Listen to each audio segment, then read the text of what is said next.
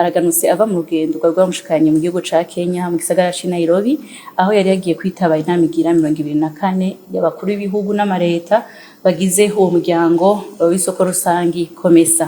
Aganutse rero inyuma yuko ahejeje gushikiriza uburongozi bw'uwo muryango mugenzi we nyenicubahiro Samuel William Ruto umukuru w'igihugu ca Kenya kugira ngo arongore umuryango kandi inyuma yuko umwanya nyenicubahiro umukuru w'u Burundi yararongoye no muryango hagaragaye yuko habonetse intambwe ishimishije cane mu bisata bikuru byashizwe imbere muri uwo muryango w'isoko rusangi bishimikiye cyane guteza imbere urudandaza n'uja n'uruza no kunwanisha ibihugu bigize uwo muryango. Mu byo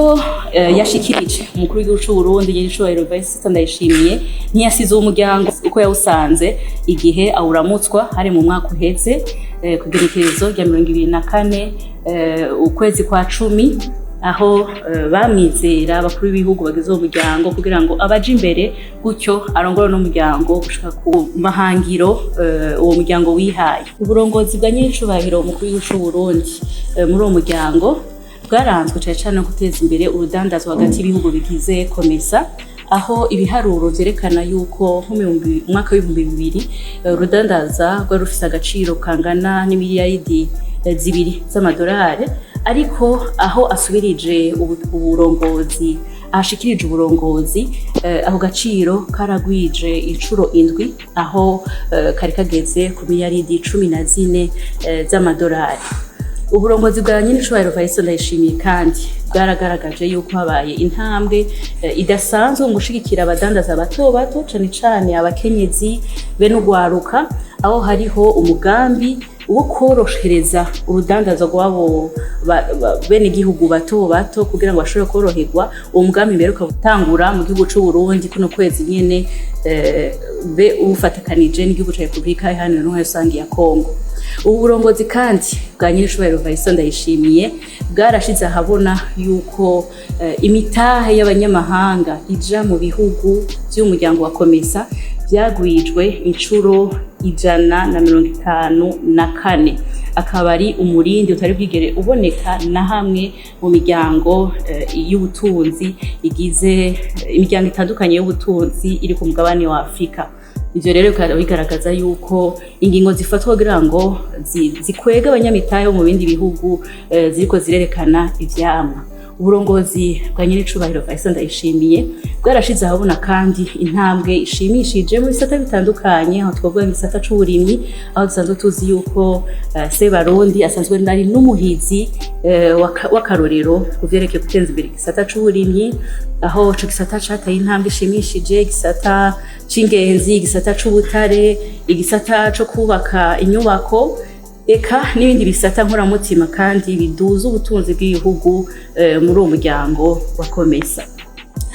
COMESA mu kurongozi bwa nyenicubahiro umukuru w'igihugu cy'u Burundi ntiyashimikiye cyane gusa ku gisata c'ubutunzi oya yararavye kandi n'igisata c'imibano eka n'amahoro n'umutekano. Uburongozi bwa nyenicubahiro Vice Ndayishimiye bwashize ingufu zidasanzwe kugira ngo uwo muryango ubandanye ushigikira ibihugu bitandukanye gutsimbataza amahoro n'umutekano aho ahari umutekano muke eka aranaserukira uwo muryango mu manama mpuzamakungu atandukanye aho yashikirije ijwi y'ibihugu bigize uwo muryango mu manama makuru ku rwego rw'isi. Umukuru w'igihugu cy'u Burundi kandi arongoye uwo muryango COMESA yarashoboye no gushira imbere gushigikira abakenyezi cane biciye mu mugambi wiswe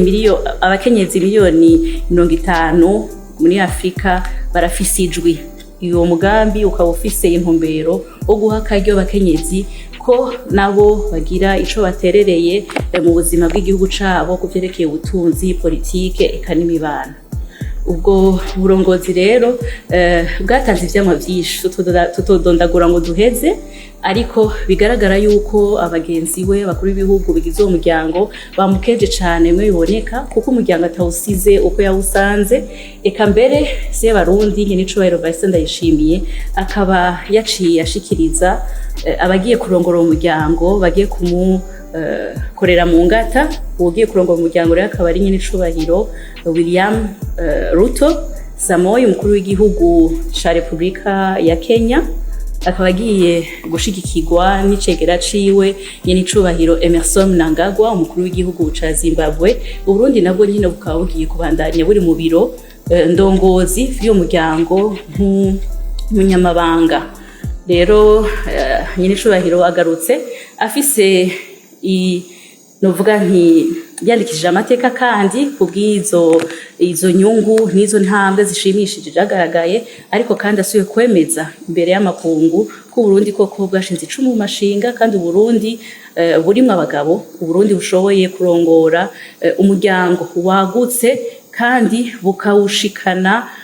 ku ntumbero no ku gihangiro uwo muryango wihaye.